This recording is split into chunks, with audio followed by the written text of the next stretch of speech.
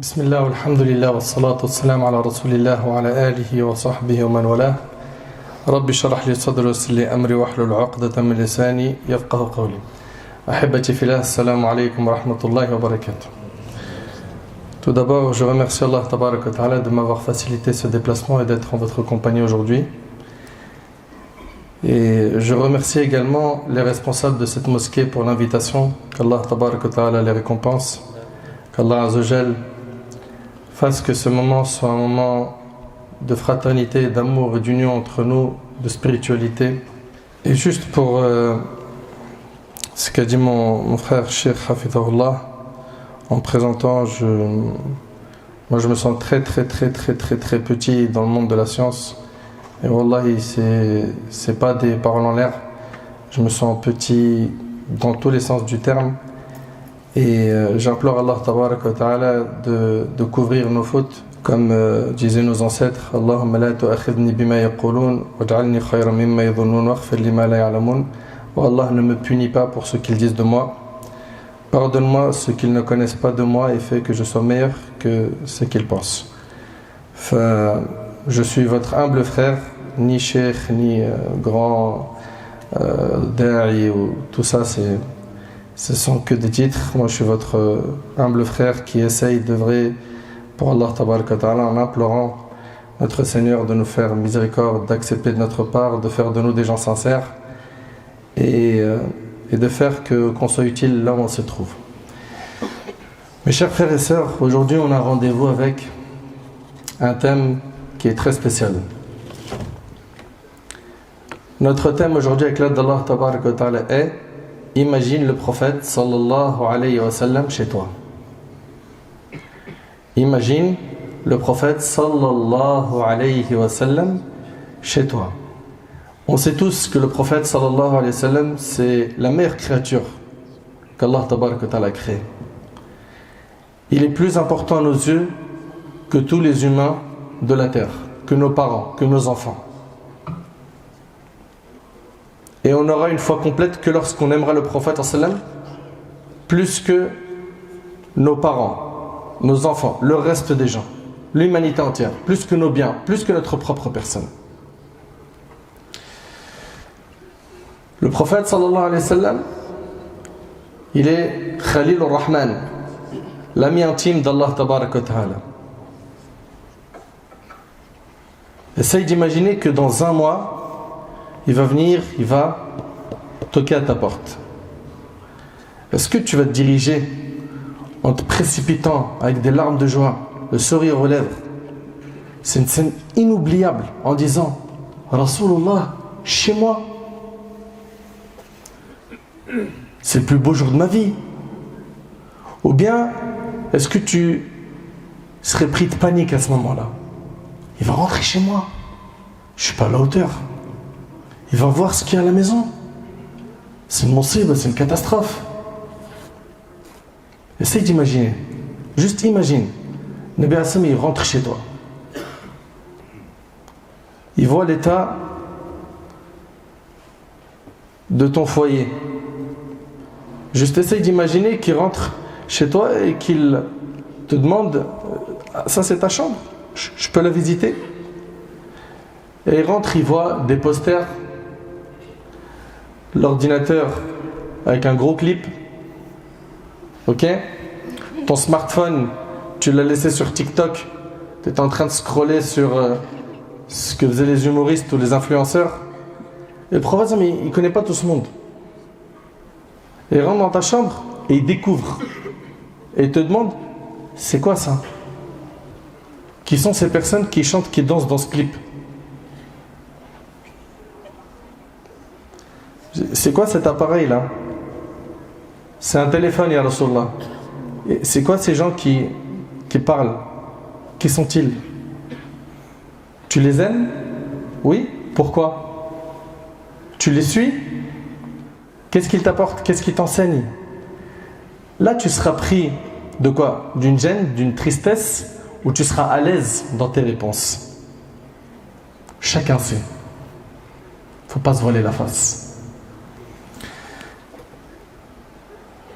Essaye d'imaginer que le prophète ensemble il commence à discuter avec toi.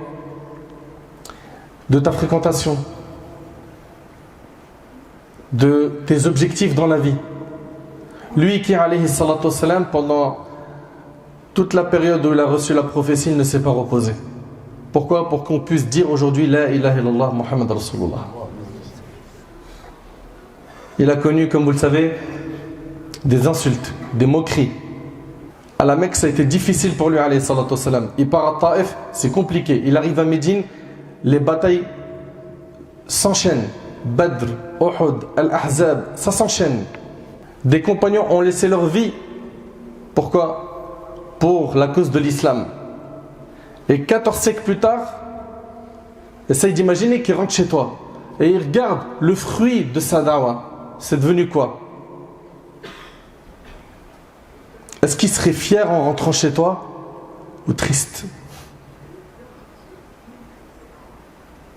Ma sœur, essaye d'imaginer que le prophète alayhi salatu wassalam, il rentre chez toi et que jusqu'à maintenant tu es hésitante par rapport au port du hijab.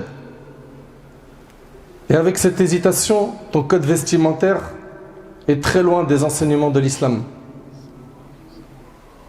À ce moment-là, ça serait quoi? Ça serait de la honte, de la gêne, des regrets? Mince, comment j'ai pu accueillir Rasulullah sallallahu alayhi wa sallam de cette manière? Ou est-ce que tu seras à l'aise? Il n'y a rien. Ne me dis surtout pas, il n'y a rien. Et même ceux qui font des efforts dans le din, à ce moment-là, leur seul souhait, ça serait quoi?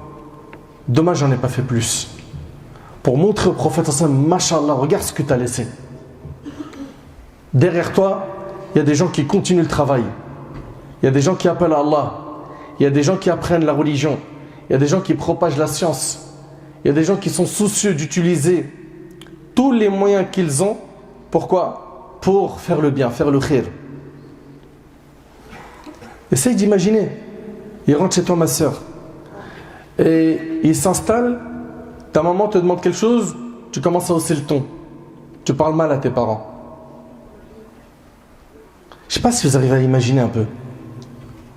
C'est un échec. C'est une réalité ou pas? C'est un échec. Que un Nabi alayhi salam, il est chez toi et toi tu te comportes hyper mal avec tes parents. Lui qui a tant dit sur les parents. Alayhi salatu wassalam.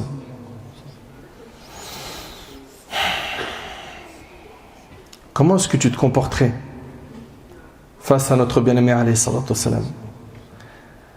Suppose qu'il vient chez toi et c'est pas simplement une visite. Qu'après avoir insisté, il accepte de dormir chez toi. Qu'en est-il de tes 5 prières? Salat al-subh. Ou combien malheureusement sont nombreux les gens qui prient subh quand ils se réveillent. Et subh pour lui c'est en fonction de à quel moment il se réveille. Donc si c'est à 8h du matin qu'il se réveille, ça sera à 8h, c'est à 9h, c'est à 11h, il priera à 11h. Et donc il a donc fait sortir Salat al-subh de son temps. Faire sortir une seule prière de son temps, c'est un grand péché, mes frères et sœurs. C'est pas quelque chose à minimiser. Le musulman, il fait très attention à ses prières. Et la prière, c'est un indicateur qui prouve ton amour pour Allah tabaraka wa ta'ala. Et on le voit malheureusement, énormément de jeunes et de moins jeunes, ils font la salat que quand tu lui dis prie. Tu lui dis pas prie, et prie pas. Ou bien tu dis non mais je vais prier Inch'Allah. Hein. De toute façon, le ramadan prochain, Inch'Allah, je lâche plus la salat. Le fajr, ça sera à l'heure. Mais qui te dit que tu vas vivre jusqu'à le ramadan prochain? Et puis pourquoi remettre une bonne action à demain? Pourquoi avec la dunya, l'euro, on ne remet jamais quelque chose à demain et pour l'au-delà, al-akhira, al-jannah, on remet les choses à plus tard? Si quelqu'un dit j'ai un plan pour que tu gagnes 200 € avant 19h, mais il faut que tu fasses ça. Et que tu as la capacité de faire ça. Tu vas t'empresser ou tu vas dire 200 c'est rien? J'ai dit 200, j'ai pas 10 000, j'ai pas dit 10 000. J'ai dit 200. 200, tu vas tout faire pourquoi? Pour essayer de bouger. Juste 200 €, il y en a plein qui feraient le nécessaire pour pas louper le coche. Et quand on parle du paradis pour l'éternité, certains ils voient ça comme trop loin. Ou bien certains, comme pour eux c'est pas palpable, ils disent le paradis, vas-y, plus tard. De toute façon, il y a encore le temps. Entre nous et le paradis, mais elle, j'aurai le temps de me repentir, je me serai marié d'ici là, je me serai casé. Mais arrêtez, arrêtez. Combien sont nombreux aujourd'hui ceux qui meurent, jeunes et moins jeunes. Et un claquement de doigts, il n'est plus là. On était avec eux, ils sont partis. Un tel il s'est fait agresser, un tel c'est un accident de voiture, un tel c'est crise cardiaque, un tel c'est une embrouille de cité, un tel il avait aucune maladie, il dormait, ou une sœur elle dormait, Wallah je me rappelle comme si c'était hier, cette sœur sur qui on a fait salat janaza, elle se mariait le lendemain, elle est morte dans son sommeil. Il faut arrêter de penser que la mort c'est plus tard, c'est trop loin.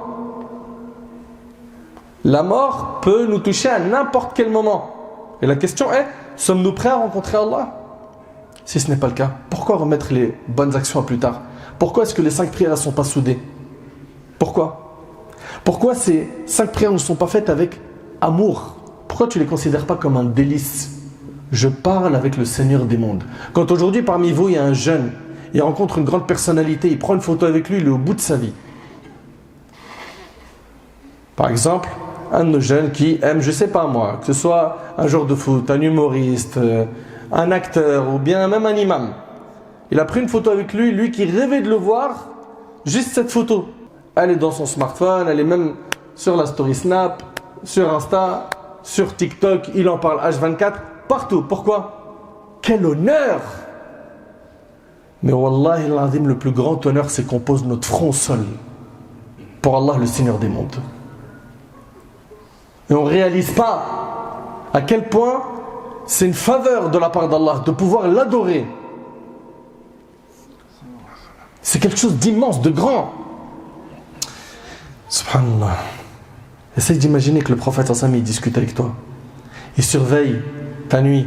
Il n'y a pas de qiyam lil. Il n'y a pas de prière surrogatoire. Ta journée, il n'y a ni jeûne surrogatoire. Ni tu manges comme il a enseigné. Ni tu bois comme il a enseigné. Ni tu prononces ce qu'il a enseigné. Et vous le savez qu'il y a tellement d'invocations. Vous le savez tous qu'il y a énormément d'invocations dans la sunna qu'il est recommandé de dire à tout moment. Avant de manger, après manger, je vais sortir de chez moi ou bien je vais prendre les transports en commun. Il y a toujours une dua. C'est-à-dire, le musulman qui veut beaucoup de hasanat, c'est quelqu'un qui pense tout le temps au prophète sallallahu alayhi wa sallam. Il dit là, Rasulullah nous enseigne ça. Là, ici, le prophète nous enseigne ça. Là, il faut faire ça parce que le prophète sallam. Donc celui qui veut beaucoup de hasanat, il pense tout le temps au prophète sallam. Essaye d'imaginer que le prophète sallam, il discute avec toi. Tu dis, le Coran t'en est où? Le livre d'Allah. Et il voit, tabarakallah, que tu as 12-13 ans et que tu arrives à la moitié du Coran. Masha'Allah, Allahumma barik. Il voit que certains même, à cet âge-là, ils l'ont fini. Ça existe ce que je suis en train de dire ou ça n'existe pas? Ça existe. Et puis il va aller voir un autre et il va lui dire, ça fait combien de temps que tu es sérieux dans la religion? Ça fait très longtemps, ya Rasulallah. Combien tu connais de la parole d'Allah? Et tu n'as même pas fini Juz Amma. Et d'autres qui malheureusement connaissent quasiment rien, même dans Juz Amma. Est-ce que le prophète sallam, en finissant une discussion avec toi, il dirait Alhamdulillah, Alhamdulillah, il y a une relève? Ou est-ce qu'après avoir discuté avec toi, il dirait Inna lillahi wa inna ilayhi raji'un, la hawla wa la quwwata illa billah? Qu'est-ce qu'il dirait? Pose-toi la question. Et la question, c'est pour chacun, c'est du personnel. Toi qui m'écoutes là, actuellement, pose-toi la question. Qu'est-ce qu'il dirait après avoir parlé avec moi? Sur quel sujet discuterais-tu avec lui, alayhi salatu wassalam? Il y a le messager d'Allah sallallahu alayhi wa sallam, il est avec toi et on va ouvrir une discussion. Sur quoi? Sur les blessures des musulmans? Sur l'état de la communauté musulmane? Sur quoi? Sur les injustices que subissent certains, les oppressions? Sur quoi? Sur la science de la religion? T'aimes le ilm? Et t'as mis un pied à l'étrier, t'es en train d'apprendre l'aqid, le Coran, le fiqh, le hadith, etc. Sur quoi? Tu parleras avec lui sur l'histoire des musulmans?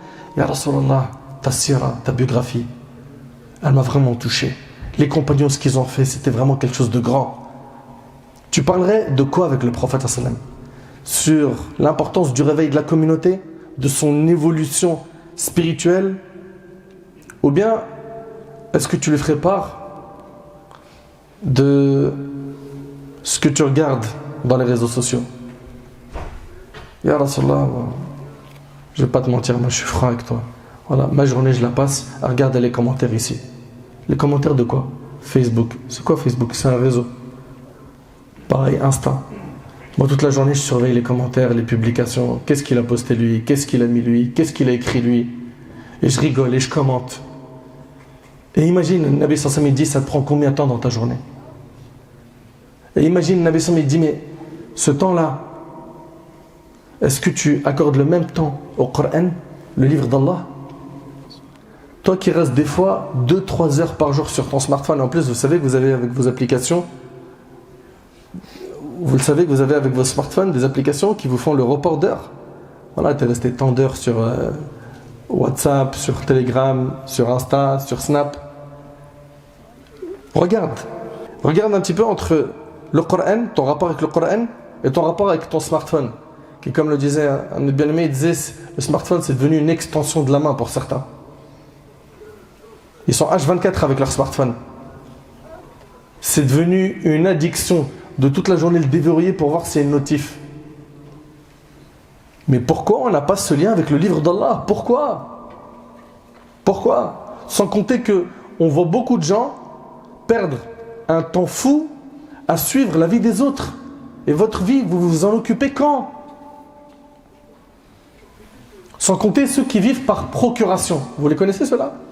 Il a besoin de la vie des autres pour vivre, pour exister. Donc c'est un commentateur.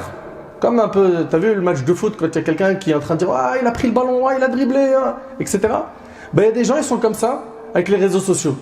Sa vie, elle est tellement ennuyante. Je sais que ça pique un peu, hein, mais c'est fait exprès. Sa vie, elle est tellement ennuyante qu'il a besoin de la vie des autres pour exister. Oh, t'es pas au courant. Telle star de télé-réalité, c'est un truc de fou ce qu'elle a fait. Et ils sont là en train de lâcher les scoops toute la journée. Des influenceurs, influenceuses, de lui, il a mangé, il a bu. Hein, t'as vu son nouveau sac à main, une telle? Et quand est-ce que vous vous occupez de vous? De votre cœur, de votre âme? Quand? Essaye d'imaginer le Nabi alayhi salatu wassalam, il est avec toi. Tu vas lui parler de quoi? De business? Tu vas lui parler de quoi? De politique? Tu vas lui parler de quoi? De son? S'il te dit qu'est-ce qui occupe ton esprit, qu'est-ce qui prend beaucoup de place dans ton cerveau, tu vas lui dire quoi? Moi j'aime trop les femmes, ya Rasulallah, je te dis la vérité, j'aime trop les femmes.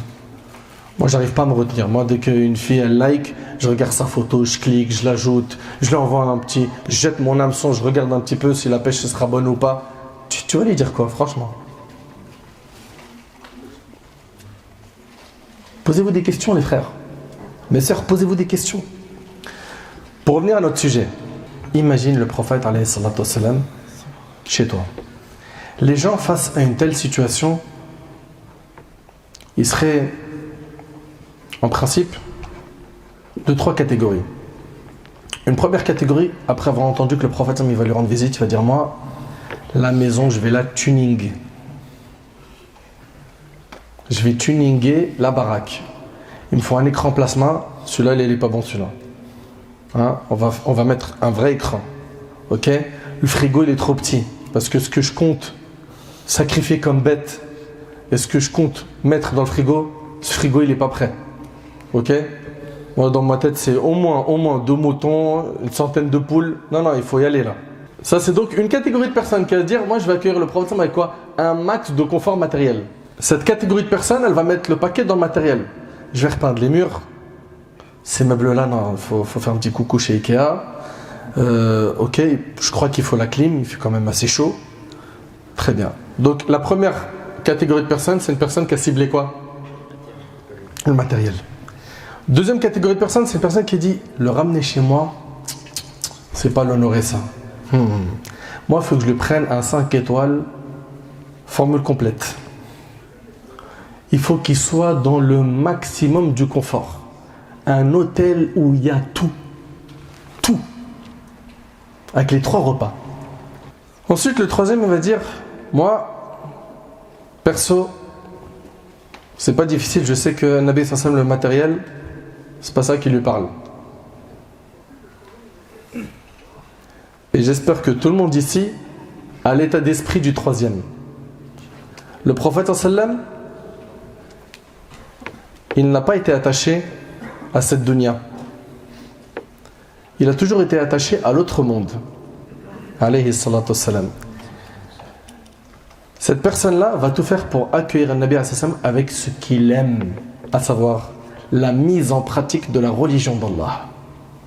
Dans la maison, il y a le Coran et il y a la Sunna qui sont mis en pratique. Si tu veux accueillir le prophète avec les choses qu'il aime, eh ben rappelle-toi de ce hadith. Le prophète il a dit: suivez ma Sunna et celle des successeurs bien droits et bien guidés. Accrochez-vous à cette Sunna. Mordez-y avec vos molaires. Accrochez-vous à la Sunna avec quoi? Avec vos molaires. Donc voilà, un Nabi alayhi salatu wassalam, ce qu'il aime c'est quoi? C'est la mise en pratique de sa Sunna alayhi salatu wassalam. Et dans le hadith de l'Hakim, le prophète il a dit: j'ai laissé parmi vous deux choses grâce auxquelles vous ne vous égarez point, le livre d'Allah et ma Sunna. C'est une personne qui est intelligente, dira: moi je vais l'accueillir avec ce qui lui fait vraiment plaisir.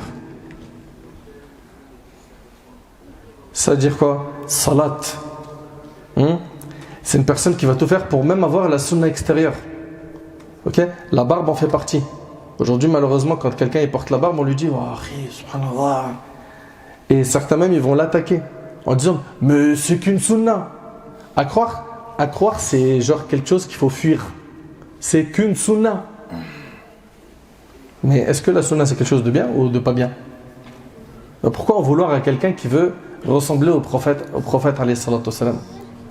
Pourquoi en vouloir à quelqu'un qui veut ressembler au prophète sallallahu alayhi wa sallam? Et notre sœur qui veut porter le hijab et qui a des parents qui la combattent. Et souvent d'ailleurs, il y a plus de parents qui empêchent leurs filles de porter le hijab que des parents qui leur imposent le hijab. Il va rentrer chez toi, est-ce qu'il va voir des photos accrochées au mur, des posters, etc.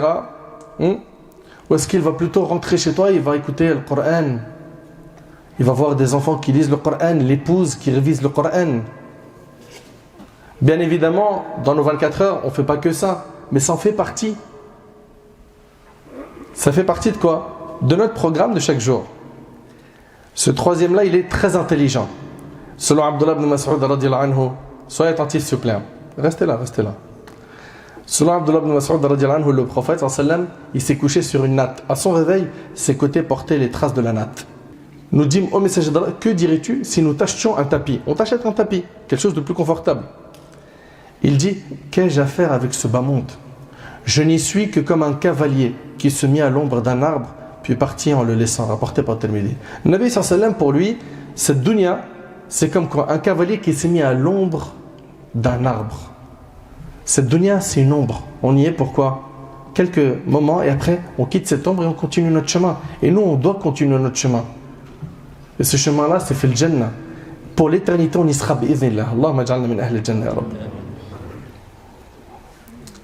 Le Nabi alayhi salatu wassalam, il disait: Seigneur Allah fait que la subsistance de la famille de Mohammed se limite à leur faim. C'est-à-dire que notre rizq soit vraiment ce qui nous permet de ne plus avoir faim. Et c'est rapporté par Bukhari Muslim. Aïcha radiyallahu anha, elle rapporte: le prophète sallallahu alayhi wa sallam est mort en laissant une armure en gage chez un juif à qui il devait 15 gallons d'orge, rapporté par Bukhari Muslim. Il est mort endetté auprès d'un juif. C'était pas quelqu'un attiré par le matériel, alayhi salatu wassalam. Il n'était pas attiré par le matériel. Si le prophète sallallahu alayhi wa sallam vient chez toi, et on est encore une fois dans le imagine, que vas-tu faire? Tu te reconnais dans quelle catégorie de personnes des trois que je viens de citer? Tu te reconnais dans quelle catégorie des trois personnes que je viens de citer? Sûrement tu vas me dire la troisième. Moi j'ai envie d'accueillir le prophète sallallahu alayhi wa sallam avec quoi? Avec une mise en pratique de sa religion. C'est-à-dire il va rentrer, il va voir salat, il va voir, mashallah, qu'on est habillé correctement, il va voir vraiment un comportement islamique, une éthique, il va voir une spiritualité. Si le prophète sallallahu alayhi wa sallam, il rentre chez toi, il te demande: de donner tout ce que tu possèdes comme bien, fi sabilillah, afin qu'il puisse propager la da'wah. Est-ce que tu veux lui donner tous tes biens? Allez, soyez honnête, s'il vous plaît. Le Nabi sallallahu alayhi wa sallam dit, donne-moi tout, j'en ai besoin pour la da'wah. Tu vas le dire à Rasulallah, tiens, tout, ou d'accord, laisse-moi juste, ya Rasulallah, un moment. Dans ce moment-là, tu commences à réfléchir, concerter, peser le pour et le contre, etc. C'est une question.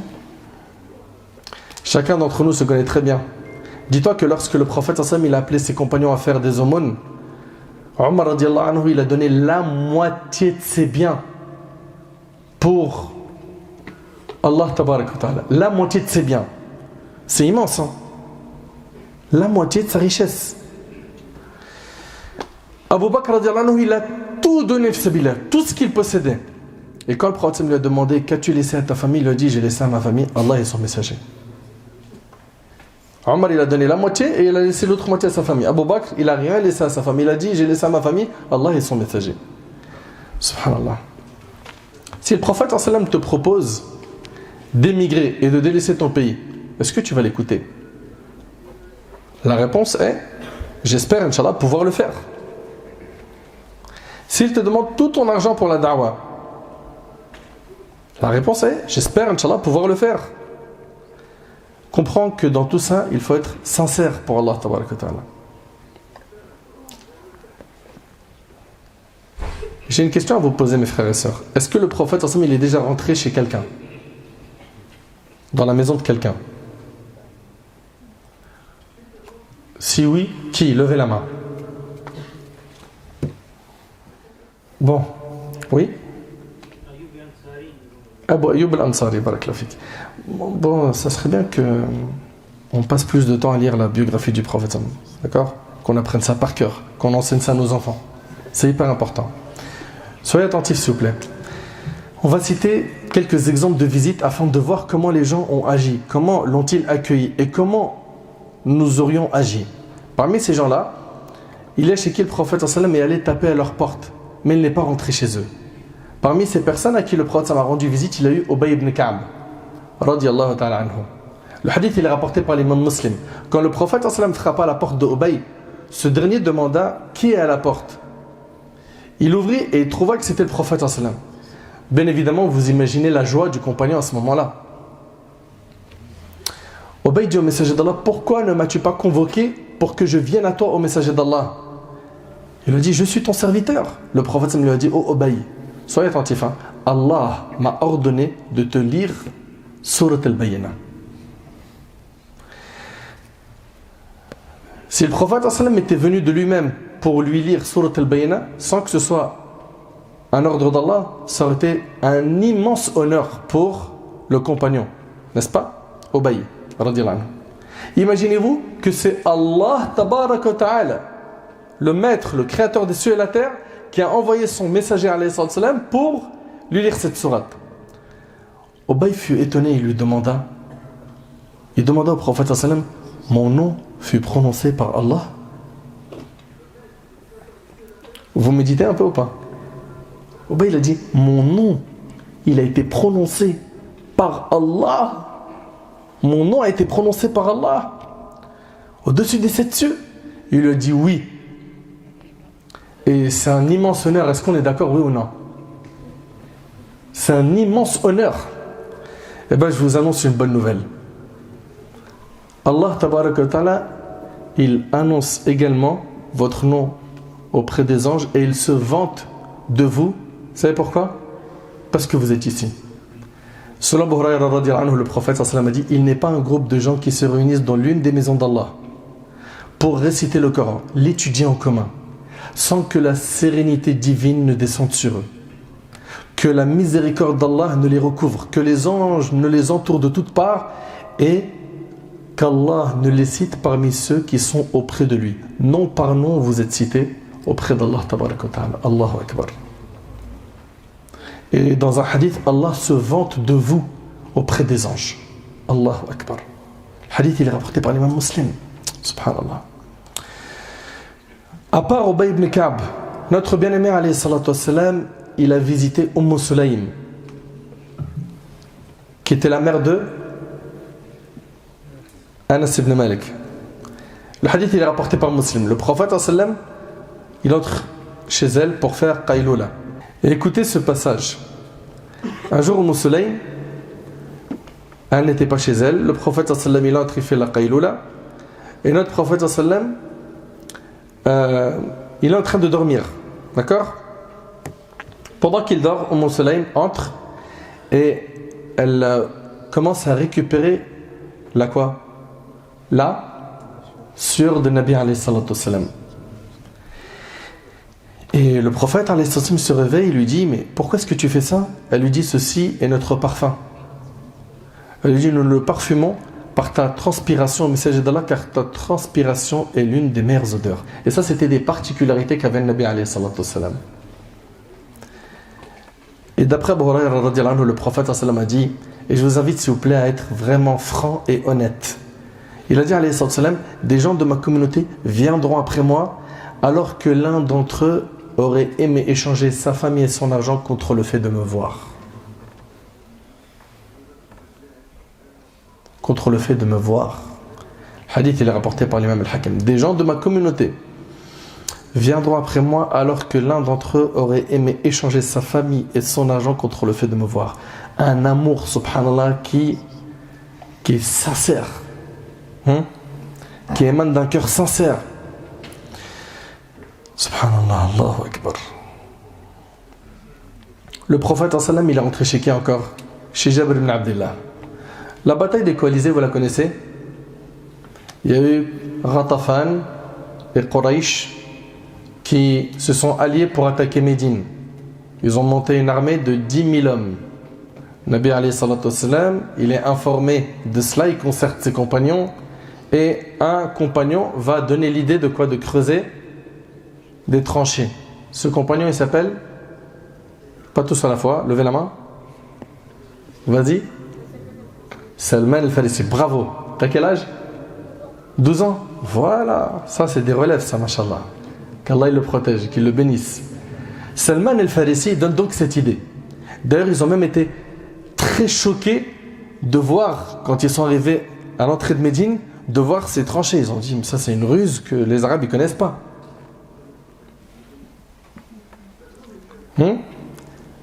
Quand Quraysh et Ghatafan sont arrivés à Médine, ils ont été choqués, ils ne connaissaient pas ça.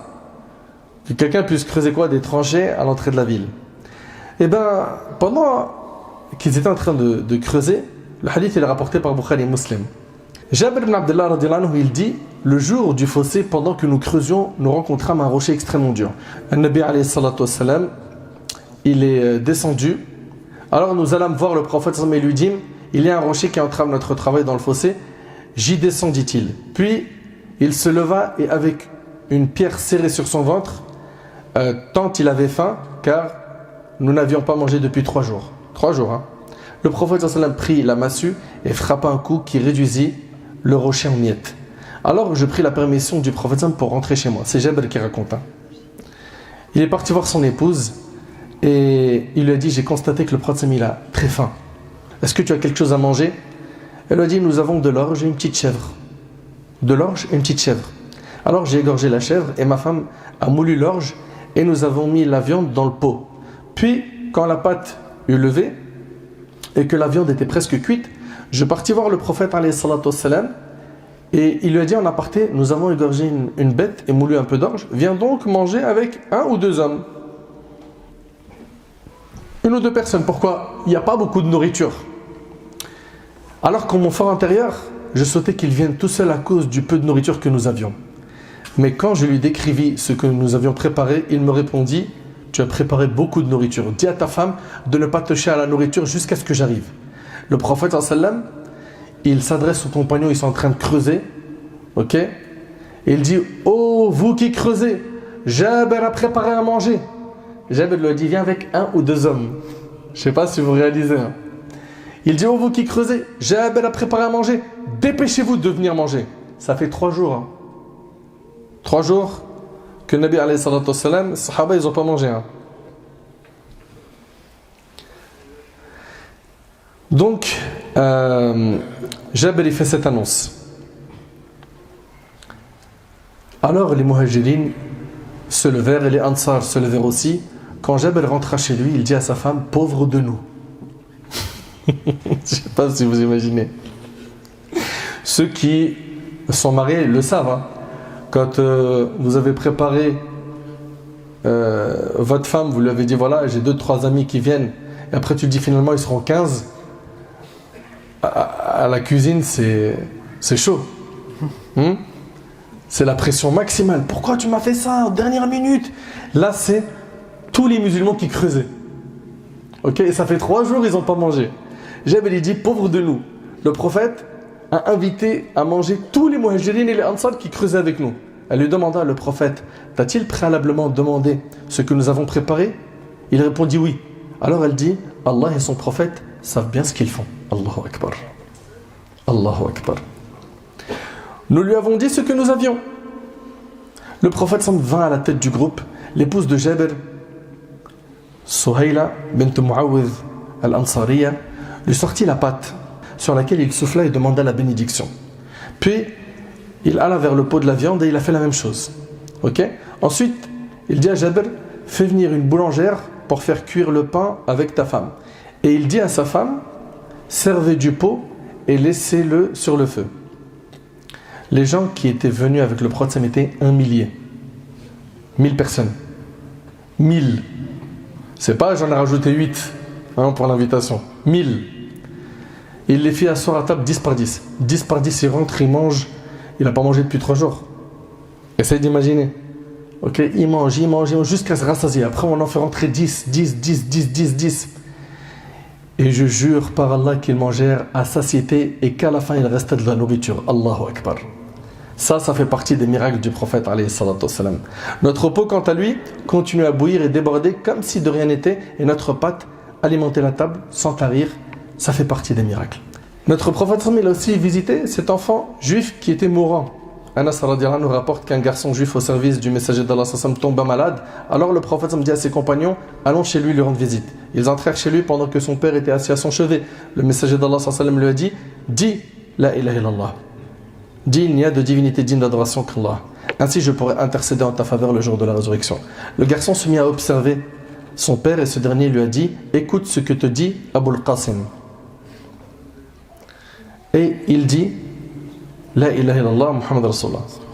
Il a dit, je témoigne qu'il n'y a de divinité digne d'adoration qu'Allah et je témoigne que Muhammad est le messager d'Allah. Le prophète me dit, louange à Allah qui l'a sauvé du feu de la géhenne. Et subhanallah, dans ce hadith, on y voit quoi? Qui est rapporté par l'imam al-Bukhari. On y voit que notre bien-aimé alayhi salatu wassalam, il était très soucieux de quoi? De propager le din là où il avait les moyens de le faire. Alayhi salatu wassalam. Prêcher, bien évidemment, ça demande quoi? De la sagesse. Parfois de la douceur, parfois de la fermeté. Mais de la sagesse, de la science, de la clairvoyance. La religion s'est répandue grâce au bon comportement. Les musulmans qui sont partis en Asie ont impressionné les gens en Asie. Aujourd'hui, on voit certains qui... Et quand je dis impressionné en Asie, c'était par quoi? Par le commerce. Ils les ont impressionnés par quoi? Par leur honnêteté dans le commerce.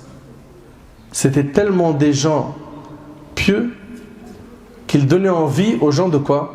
De se convertir à l'islam. C'est-à-dire, vous imaginez, leur marché, c'était une da'wa. Aujourd'hui, tu vas dans certains marchés, tu fais attention à tes poches. C'est pas tu vas aller là-bas, ta foi elle va augmenter. C'est tu fais bellec. J'ai toujours mon portefeuille ou pas? Alhamdoulilah. Ah, mon smartphone, je l'avais mis ici. C'est triste. Et voilà, ils faisaient très attention quand ils étaient dans leur commerce. On venait par exemple acheter chez quelqu'un, il disait aujourd'hui, alhamdoulilah, j'ai bien vendu, va plutôt chez mon frère. Il n'a pas bien vendu. C'est des choses qu'on imagine difficilement aujourd'hui, c'est vrai ou pas? Ou bien il a une meilleure marchandise que la mienne, prends plutôt de chez lui.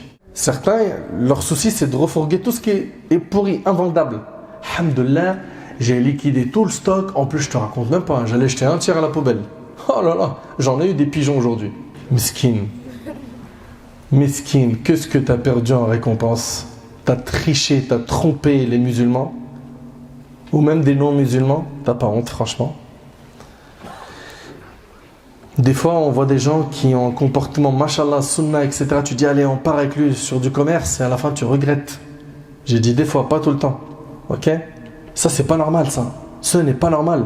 Wallah al-azim, j'ai même entendu des musulmans dire, hey, tu veux monter un projet? Frère, vise quelqu'un qui n'a pas l'islam, c'est mieux. Qu'est-ce que c'est triste. Il faut se remettre en question. Enfin, la dernière histoire avec laquelle on va clôturer, Inch'Allah, notre rencontre, c'est celle d'Abu Ayyub al-Ansari radiyallahu anhu. Notre prophète, alayhi salatu wassalam, il arrive à Médine, et comme vous le savez, le prophète, il dit, laissez cette chamelle, okay, là où elle s'arrêtera, c'est ici que je vais donc habiter. Et subhanallah, Nabi alayhi salatu wassalam, il va être hébergé chez qui? Chez Abu Ayyub. La chamelle, elle s'arrêtait devant sa maison. Il est resté 7 mois chez ce compagnon. 7 mois chez Abu Ayyub al-Ansari radiyallahu anhu. Je ne sais pas si vous imaginez le mérite, l'immense honneur qu'a connu ce noble compagnon radiyallahu ta'ala anhu. Un immense privilège. 7 mois. Il y en a, ils souhaitent juste voir le Nabi sallallahu alayhi wa sallam en rêve. Le prophète il a dit, Man ra'ani fil manam faqad ra'ani haqqa fa inna shaytan la yatamathalu bi. Celui qui m'a vu en rêve m'a réellement vu, car le diable ne peut pas prendre mon apparence. T'imagines?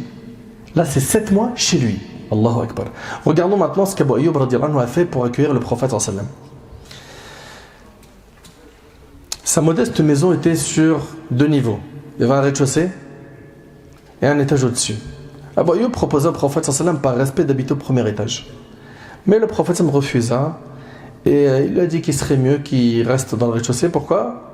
Parce qu'il y a des va-et-vient, des gens qui viennent le visiter. Pour pas donc le déranger, c'est plus facile pour lui d'être au rez-de-chaussée. Ça éviterait de déranger constamment Abu Ayyub. Subhanallah. Abu Ayyub il monte au premier étage avec son épouse. Donc ils sont ensemble, ok? Abu Ayyub il dit à sa femme, allons-nous dormir au-dessus du prophète sallallahu alayhi wa sallam? Sa femme lui demande, que faire donc? Il lui a dit que chacun d'entre nous prenne un coin dans l'extrémité de la chambre pour pas être au-dessus de lui. Et donc ils se sont rapprochés du mur et ils passèrent une nuit qui n'était pas facile. Le lendemain, il va voir le prophète, il lui a dit, Ya Rasulallah, monte-toi à l'étage.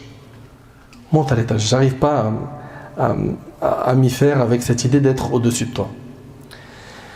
Et avant que le prophète sallallahu alayhi wa sallam ne monte, il y a eu 2 événements qui sont marquants. Abu Ayyub préparait tous les jours à manger et à boire. Et il amenait ça au prophète sallallahu alayhi wa sallam. En revenant prendre les restes, il appelait sa femme pour manger les restes du plat du prophète sallallahu alayhi wa sallam en cherchant les traces des doigts du prophète sallallahu alayhi wa sallam sur la nourriture pour manger au même endroit. Un jour, en préparant à manger, il renversa de l'eau. Et ils étaient à l'étage. Ils n'avaient ni céramique, ni carrelage, ni ce qu'on a aujourd'hui. C'était un sol qui n'était pas imperméable. Donc l'eau renversée risquait de tomber sur le prophète sallallahu alayhi wa sallam. Et supposons qu'une goutte ou 2 tombe sur le Nabi sallallahu alayhi wa sallam. Bon, à l'époque, il n'avait pas de serviette, etc. Il n'avait qu'une robe qu'il avait achetée pour sa femme, pour qu'elle la mette durant la fête de l'Aïd. Il l'a pris, il l'a coupé en 2, et il a donné la moitié à sa femme. Elle a commencé à nettoyer rapidement l'eau, afin qu'elle ne tombe pas sur le prophète alayhi salatu wassalam. Ce même jour, il descend au prophète sallallahu alayhi wa sallam avec de la nourriture, et cette histoire elle est rapportée par l'imam Ahmad dans le Musnad. Il lui descendit de la nourriture contenant de l'ail et de l'oignon cru. Il le pose devant la porte, et quand il revint plus tard, il voit que le repas il est tel qu'il l'a posé. Il s'est dit, le prophète doit sûrement m'en vouloir. S'il ne l'a pas mangé, il m'en veut. Alors, il demande au prophète sallallahu alayhi wa sallam, qu'est-ce qu'il en est? Il lui demande, pourquoi tu ne l'as pas mangé? Est-ce qu'on a fait quelque chose de mal? Et là, ce qui est beau, c'est que Abu Ayyub, il y a quoi ici? Il y a chez lui une remise en question. Et malheureusement, chez beaucoup de musulmans, on ne voit plus cette remise en question. Beaucoup de musulmans, ils font des péchés, ils désobéissent à Allah en secret, en public, Ils savent que telle chose est un ordre, telle chose est un interdit. Il fait comme bon lui semble, ok, sans culpabiliser, sans regretter, sans se remettre en question. Et ça, c'est un vrai problème, ça. Parce que si c'est un indicateur de quelque chose, ça indique quoi? Ça indique que l'état du cœur est très fatigué. Il n'est pas assez entretenu. Le cœur, quand il est bien entretenu par la mise en pratique du din d'Allah, la personne, elle trouve une force dans la mise en pratique de la religion. Elle arrive à faire ce qui est obligatoire, même si parfois c'est difficile. Parce qu'on est stigmatisé, on est montré du doigt, etc. Parfois c'est difficile. Et on le sait. On le sait que, par exemple, nos sœurs qui ont porté le hijab, c'est pas facile pour elles. Et on implore Allah tabarak wa ta'ala de leur donner énormément de récompenses pour ce qu'elles endurent. On implore Allah azza wa jal de les protéger de tout mal. Et d'aider nos sœurs qui n'ont pas encore franchi le pas, de le faire. Et subhanallah, ici, il y a des gens qui vont manger l'usure dans des transitions commerciales et voilà, ils ne calculent même pas. Ils ne se remettent pas en question. Ils ne culpabilisent pas. Et vous avez vu Abu Ayyub comment il a réagi? Il demanda au prophète s'il l'avait fâché. Le prophète lui a dit non. Abu Ayyub le demanda pourquoi tu n'en as pas mangé? Il lui a expliqué comme quoi les anges sont gênés par les odeurs qui gênent les hommes. Et comme le prophète est constamment en contact avec l'ange Gabriel, qui vient pour lui révéler les versets d'Allah tabaraka wa ta'ala, eh ben, il a préféré ne pas manger ail et oignon. Pour information, il est déconseillé, surtout quand on vient à la mosquée, de manger ail et oignon cru, ok? Et dans le cas où quelqu'un mange cela, parce que quand tu viens avec cette odeur, l'odeur elle peut gêner tes voisins. Au moins essaye de te brosser les dents avant, voilà, fais le nécessaire, siwak, quelque chose, pourquoi? Pour que cette odeur disparaisse. Et là on a parlé de quoi? D'ail et oignon. Malheureusement il y en a certains, ils rentrent ici avec l'odeur de la cigarette, ou bien d'autres qui viennent, malheureusement ils font aucun effort, ils viennent de finir le travail, on peut comprendre, mais au moins essaye dans la mesure du possible de mettre un vêtement de rechange ou ne serait-ce que des chaussettes de rechange dans un sac quand tu viens à la mosquée. Ok? Cet endroit-là, c'est pas n'importe quel endroit, la mosquée. C'est un endroit qui mérite énormément de respect. Abu Ayyub radiyallahu anhu, il lui a dit est-ce qu'ils sont interdits à la consommation? Il lui a dit non. Il lui a dit moi, je détesterai tout ce que tu détestes. Allahu Akbar. Allahu Akbar. À partir de maintenant, je déteste tout ce que tu détestes. C'est comme ça qu'on agit avec le prophète sallallahu alayhi wa sallam. Soyons sincères, s'il vous plaît. Combien de fois on dit à nos petits frères mais pourquoi tu mets une chaîne, une gourmette? Qu'est-ce que tu es en train de faire? Tu ressembles à qui comme ça? Est-ce que dans notre religion c'est autorisé? Combien de fois tu viens, tu les exhortes? Ou bien nos sœurs qui des fois vont mettre des choses qu'elles n'ont pas le droit, perruques, faux ongles, etc. Mais le Nabi sallallahu alayhi wa sallam, il a dit quoi par rapport à ces choses-là? C'est contraire à Sunan al-Fitra par rapport aux ongles, etc. Est-ce qu'on fait tout pour lui ressembler alayhi salatu wa salam? Mettre en pratique ce qu'il a dit? Donc ça, c'était le prophète sallallahu alayhi wa sallam qui est resté chez Abu Ayyub pendant 7 mois. 7 mois. Subhanallah.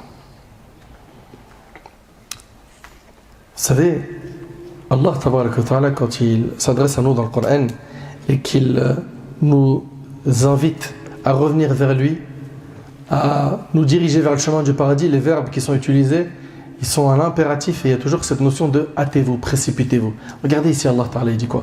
Fafirru ila Allah inni lakum minhu nadhirun mubin. Fuyez donc vers Allah. Moi je suis pour vous de sa part un avertisseur explicite. Voilà ce qu'il dit ici, Nabi Hassan. Fuyez vers Allah. Et malheureusement, il y a beaucoup de gens aujourd'hui, je ne généralise pas, qui ne fuient pas vers Allah, mais ils fuient Allah. Tu viens, tu le dis, viens, on parle un peu d'Allah. Qu'est-ce qu'il y a? Tu dis, non mais t'as vu, j'ai juste une mission là, t'as vu, je vais venir, hein, t'inquiète pas. Hein. Voilà, en plus quand tu parles là, toi, les hadiths là, c'est trop bien. Hein. Vous les connaissez, hein, les esquiveurs de rappel. Eux, ils ont des doctorats pour t'esquiver. Tu viens vers eux, ils disent, oh, alerte, muse. Alerte, muse. Alerte, muse. Mais toi, t'es quoi, toi? T'es pas muse? Dis-nous, t'es où? Dans quel camp? Comment alerte? T'imagines quelqu'un, il tend la main pour te faire évoluer dans ta pratique religieuse, t'aider à aller au paradis, alerte. Mais ça montre que Shaitan, il t'a cuisiné à petit feu. Dans pas longtemps, il va te grignoter. T'es un petit jouet d'Iblis. Sois un bonhomme, sois sahih, sois fort. T'es sérieux là? T'es allergique au rappel. T'es allergique à ceux qui t'amènent vers le bien. T'es allergique à celui qui dit viens on va à la mosquée. Non, parce que t'as vu, je suis pas propre, t'as vu? Je suis pas propre, t'as vu? Ça veut dire quoi, t'es pas propre? T'es toute la journée à la janaba, H24, t'es junub. Ça veut dire que t'es en impureté majeure, t'as une éjaculation, t'es sérieux? Toute la journée, H24. C'est quoi cette vie que tu mènes là? C'est une folie. Et voilà, donc il y en a plein comme ça qui vont prétexter. Ils vont venir comme ça avec des mensonges, des faux prétextes pour pas se rapprocher d'Allah. Ah, qu'est-ce que c'est triste. Allah tabarak wa ta'ala a dit يَوْمَ لَا يَنْفَعُ مَالٌ وَلَا بَنُونَ إِلَّا مَنْ أَتَى اللَّهَ بِقَلْبٍ سَلِيمٍ. Le jour où ni les biens ni les enfants ne seront d'aucune utilité sauf celui qui vient à Allah avec un cœur saint. Le jour du jugement, ni ton argent ni ta famille seront utiles. La seule chose qui sera utile, c'est que tu viennes à Allah avec un cœur saint. Ce cœur, tu as une obligation de l'entretenir. Et ce cœur-là, pour lui donner la pêche, ce qu'il lui faut, c'est quoi? C'est pas aller à la salle de sport et pousser la barre. Hein. C'est venir ici. C'est ici la salle de sport du cœur. La mosquée. D'écouter des rappels. Ça, c'est la salle de sport du cœur. D'écouter le Coran. Ça, c'est la salle du sport du cœur. D'apprendre le Coran, d'apprendre la religion, de venir faire tes prières ici, d'étudier le din. Ça, c'est la salle du sport du cœur. On les voit toute la journée, ils sont là, ils se prennent la tête sur quoi? Sur leur apparence. Et surtout pour l'été, il faut pouvoir mettre des débardeurs, il faut pouvoir montrer les tablettes de chocolat dans les stories. Bah ouais, il faut que je leur montre moi que ça paye. J'ai pris un coach, en plus en nutrition, j'ai fait un effort de ouf. Et ils sont là, ils mettent le paquet sur quoi? Ils mettent un paquet sur l'extérieur. Moi, je vais vous donner un exemple qui va vous parler, qui sera frappant. Quelqu'un, il achète un super beau lustre pour sa villa. Une fois qu'on a sorti le lustre du carton, le carton, qu'est-ce qu'on en fait? Allô? On le jette. Est-ce que vous avez déjà vu quelqu'un accrocher le carton et mettre le lustre quelque part à côté? Et si quelqu'un il fait ça, vous allez lui dire quoi? Ouais, il y a quelque chose, il y a un dysfonctionnement. Redémarre la machine, c'est vrai ou pas? Il y a un bug, c'est pas normal. Et bien aujourd'hui c'est ça. Le corps c'est ce carton et le cœur c'est le lustre. On se prend la tête que sur le carton. On se prend la tête sur le carton. Ah, le carton, t'as vu comment il est? Waouh, mashallah. Lourd. Vous prenez la tête sur le carton et le lustre. Mais c'est ça le plus important. C'est le cœur. Et le cœur, je le répète, c'est là-dedans où il y a quoi? Il y a la foi. Et la foi, elle augmente avec les bonnes actions et elle diminue avec les péchés. Ibn al-Qayyim, rahmallah, il dit des paroles merveilleuses. Il dit que la foi de la personne devient complète avec deux choses. Savoir différencier le bien du mauvais. Savoir les différencier déjà. Wallah al-Azim, c'est une catastrophe qu'aujourd'hui, il y en a certains, ils n'arrivent même plus à faire la différence entre ce qui est bon et ce qui ne l'est pas. Le mal, il le voit comme quelque chose de bien.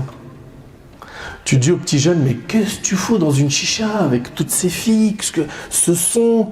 Il dit, mais qu'est-ce que... Ouais, arrête, il y a quoi? J'ai fait quoi? Il n'y a rien, t'abuses toi aussi. Khalouna naïch un peu. C'est ça la vivance. La vivance, elle est dans la désobéissance d'Allah. Mais arrête de dire désobéissance. Je l'avais déjà dit, je le répète. Si pour toi, c'est pas une désobéissance et que tout glisse à merveille, dis Ya Rab, Ya Allah, fais que je meure dans cet endroit. Prends mon âme ici.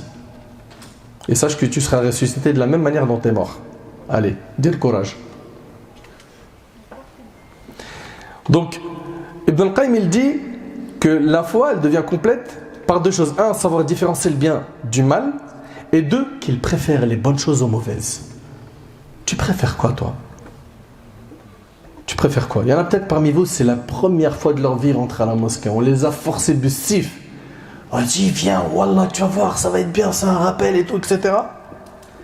Et il est venu, il ne sait même pas ce qu'il fait là. Déjà, premièrement, si tu es venu et si tu écoutes aujourd'hui ce rappel, c'est qu'Allah il te veut du bien, alhamdoulilah. C'est une très bonne chose. Il ne faut pas par contre qu'aujourd'hui ce soit ton début et en même temps la fin. C'est-à-dire, voilà, pour le dîn, ce que j'ai fait, j'ai écouté un ders. Voilà, je suis venu à la mosquée, j'ai écouté le rappel. C'est bon, j'ai fait des efforts, non? Non. Tu en as fait certes, mais il faut que tu en fasses plus. Ok, pourquoi? Parce qu'au paradis, il y a des degrés et comme tu es ambitieux sur terre, il faut que tu le sois également. Pourquoi? Pour avoir les plus hauts degrés du paradis. Le prophète, alayhi salatu wassalam, il a dit 3 caractéristiques. Celui qui les possède découvre, grâce à elle, la douceur de la foi. 1, qu'Allah et son messager lui soient plus chers que tout le reste. Est-ce que toi, Allah et son prophète te sont plus chers que tout le reste? 2, quand il aime quelqu'un, il ne l'aime que pour Allah. 3, qu'il lui répugne de retourner au kufr après qu'Allah l'en a sauvé, comme il lui répugne de se voir jeté en enfer, rapporté par Bukhari Muslim. Subhanallah. C'est par ces paroles que vous écoutez que vous nourrissez votre cœur. Allah tabarak wa ta'ala, il a dit Ala bi dhikrillah tatma'innul qulub. N'est-ce point par l'évocation d'Allah que les cœurs s'apaisent? Et le prophète il a dit Allah ne regarde ni vos corps ni vos images. Il va regarder ni ta couleur le jour du jugement, ni la couleur de ton passeport, ni est-ce que tu étais musclé, fort, grand, petit, maigre, gros. Non. Mais il regarde vos cœurs et vos actes. Donc rappelle-toi du lustre et du carton. Concentre-toi sur ton cœur, purifie-le par la prière. Demande à Allah, fais des doigts, ya Rab, j'ai envie de revenir vers toi, c'est dur. La fréquentation, l'environnement, mes potes, qu'est-ce qu'ils vont dire de moi quand je vais les lâcher? Eux qui m'amenaient que au haram. Je suis tiraillé, ya Allah, j'aimerais bien venir vers toi, c'est dur. Parle avec ton Seigneur, demande-lui, il te donnera la force. On n'a pas une invocation qui dit Allahumma a'inni ala dhikrika wa shukrika wa husni ibadatik. Oh Allah, aide-moi à quoi? T'évoquer, te remercier et à bien t'adorer. Mais ça se demande à Allah. Allah Ta'ala il dit oh mes serviteurs, vous êtes tous dans l'égarement excepté ceux que j'ai guidés. Demandez-moi la guider, je vous l'accorderai. Demande-la. Allah Ta'ala c'est le riche, celui qui est capable de tout, il va te donner la guider. Mais recherche-la, fais-en un objectif. Parce que tu es de passage sur terre. Le passage ici, il est court. Le prophète a dit ma communauté vivra entre 60 et 70 ans. Peu d'entre eux dépasseront cet âge. T'as quel âge? Regarde dans le rétro, combien d'années sont déjà passées? Jusqu'à maintenant, tu es encore absorbé par la dunya, par le haram, par le monde du faux. Mais jusqu'à quand? Jusqu'à ce que l'ange de la mort vienne prendre ton âme? Et que ce soit trop tard. Et que tu dises comme certains Seigneur, fais-moi revenir sur terre afin que je fasse le bien. J'ai pas assuré. Tu n'auras pas cette deuxième faveur de revenir sur terre. Donc c'est maintenant que tout se joue. C'est maintenant qu'il faut tout faire pour construire ta demeure dernière. Si tu veux suivre la voie du prophète, sache que sa voie c'était celle d'appeler les gens à Allah tabarak wa ta'ala. Chacun à son niveau, à son échelle. Surtout avec le bon comportement, le sourire, la bonne parole. قُلْ هَذِهِ سَبِيلِي أَدْعُو إِلَى اللَّهِ عَلَى بَصِيرَةٍ أَنَا وَمَنِ اتَّبَعَنِي. Dis voici ma voix, j'appelle les gens à Allah, moi et ceux qui me suivent. Et je le dis, je le répète, il y a des gens qui viennent nous faire des rappels. Si on répond à ces rappels comme il le faut, en mettant en pratique le dîn, wallahi l'azim, on va gagner beaucoup. Beaucoup, subhanallah. Le prophète, alayhi salatu wassalam, il a dit Tauba, félicitations à celui qui m'a vu et a cru en moi. C'est les compagnons. Et Tauba puis Tauba à ceux qui ont cru en moi et ne m'ont pas vu. Et il a dit également que viendra une période où la pratique de la religion elle sera difficile, comme si quelqu'un tenait une braise de feu dans sa main, n'est-ce pas? Que celui qui pratiquera sa religion, à ce moment-là, il aura la récompense de 50 hommes. On lui a dit 50 hommes parmi nous, c'est-à-dire parmi les compagnons, ou parmi eux? Il a dit parmi vous. C'est-à-dire vous vous accrochez à votre religion dans les moments où c'est difficile, vous avez la récompense de 50 compagnons. La récompense, elle est grande. Grande. N'oubliez pas, s'il vous plaît, barakallahu fikum, le titre de cette conférence. Sache mon frère, ma soeur, que le prophète n'est pas obligé d'être avec toi pour que tu te tiennes bien. Certes, si l'un d'entre nous est toujours avec un homme pieux, un savant, quelqu'un de science, il n'osera pas faire de péché. Sachez que où que vous soyez, Allah tabaraka wa ta'ala vous voit. Et Allah mérite plus que n'importe qui au monde qu'on ait quoi de la pudeur envers lui. Là, depuis tout à l'heure, vous avez vu, j'ai dit, imagine le prophète chez toi, imagine, il regarde ton smartphone. Mais vous arrivez, vous maintenant, à réaliser qu'Allah tabaraka wa ta'ala voit tout cela de nous. Tout ce que je vous ai dit a pour but de prendre conscience qu'Allah tabaraka wa ta'ala est tout le temps avec nous et qu'il mérite plus que n'importe qui que l'on se tienne à carreau devant sa majesté azza wa jal. Allah accueille le repentir de celui qui se repent. Allah tabaraka wa ta'ala accueille notre repentir quand on vient vers lui. Sincèrement, il facilite les chemins du repentir. Subhanallah, il y a des gens qui ont des cœurs difficiles et qui se sont éloignés du chemin d'Allah alors que la voie d'Allah elle est accessible. Le chemin d'Allah il est facile. Le chemin d'Allah demande juste de faire des efforts et des sacrifices et vous allez voir que vous allez savourer. Savourer le plus grand bonheur de cette vie qui est la foi. Une fois que tu as goûté à ça, la douceur de la foi, ça y est, tu ne peux plus t'en passer. Vous savez, après tout ce que vous avez entendu, Yawm al-Qiyamah, c'est deux choses l'une. Soit tu seras heureux d'avoir écouté tous ces rappels et tu les as mis en pratique. Ils ont été la cause de ta réforme. Soit tu vas regretter infiniment de ne pas avoir écouté tout ce qu'on t'a dit sur terre. Tu veux être de quelle catégorie de personnes? Tu veux être de ceux qui vont venir Yawm al-Qiyamah, ils vont voir leur sort, ils vont dire si seulement. Si seulement.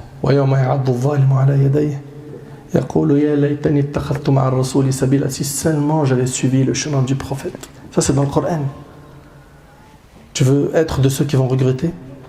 Empresse-toi donc mon frère ainsi que toi ma sœur de revenir vers Allah et d'adopter l'attitude, le comportement de notre bien-aimé alayhi salatu wassalam, de suivre ce modèle qui est le modèle qu'Allah tabaraka ta'ala a envoyé pour l'humanité. Ne soyons pas dans l'insouciance. Revenons vers Allah avant qu'il soit trop tard. Et alhamdulillah, la porte du repentir, elle est encore ouverte. Alhamdulillah, quand tu reviens à Allah subhanahu wa ta'ala, Allah il se réjouit de ton repentir. Allah subhanahu wa ta'ala, il peut même changer tes mauvaises actions en bonnes. Il va te faciliter la voie de la guider et tu verras que tu pourras vivre enfin une vie pleine de bonheur, une vie stable, une vie pleine de joie et de spiritualité, une vie qui est magnifique. Et ça, c'est juste un avant-goût ici sur terre. Et dans l'au-delà, là, ça sera quoi? Al-Jannah. Allahumma ja'alna min ahli al-Jannah, ya Rabb. J'implore Allah tabaraka wa ta'ala de nous pardonner nos manquements. Et j'implore Allah subhanahu wa ta'ala de nous ramener vers la voie de notre bien-aimé alayhi salatu wassalam. Je vous remercie énormément pour votre écoute attentive. J'implore Allah subhanahu wa ta'ala de vous récompenser. J'implore Allah tabaraka wa ta'ala de nous pardonner nos manquements. Et j'implore Allah subhanahu wa ta'ala de nous ramener vers la voie de notre bien-aimé alayhi salatu wassalam. Je vous remercie énormément pour votre écoute attentive. J'implore Allah subhanahu wa ta'ala de vous récompenser, de vous bénir, de vous protéger, de faire de vous des pieux. Sallallahu subhanahu wa ta'ala an yanfa'ani bima qultu wa yanfa'akum bima sami'tum. هذا ما أعلم الله عز وجل أعلى وأعلم سبحانك اللهم وبحمدك أشهد أن لا إله إلا أنت أستغفرك وأتوب إليك